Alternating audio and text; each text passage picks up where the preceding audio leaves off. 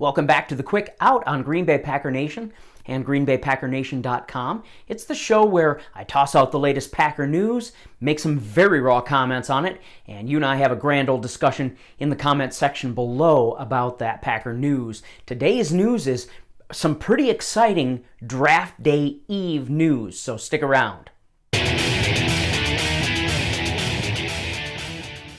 So I was preparing to record the Quick Out when some news came across from Rapoport.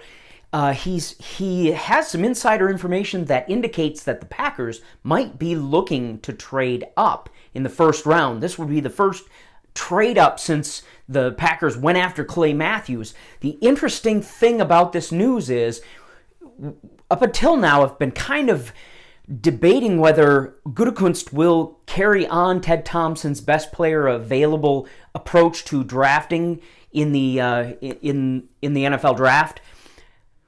A trade up almost exclusively means that we would be reaching for a player of need. This is not does not fit in your draft the best player available mantra.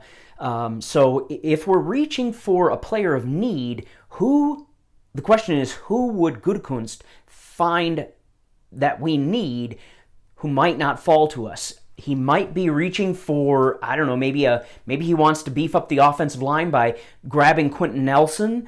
Maybe he doesn't think Minkah Fitzpatrick will be there when we have a chance to pick, and he wants to add more to the stable of defensive backs. Maybe he is thinking that Bradley Chubb might drop a couple of slots, giving him the opportunity to trade into a position where he can snatch Bradley Chubb. Of course, the trade up would mean that we have somebody who's willing to trade with us, and that may or may not be the case, but I don't know who we might be reaching for, but I'd love to hear your input on who you think we might be going after if we do in fact trade up in this draft.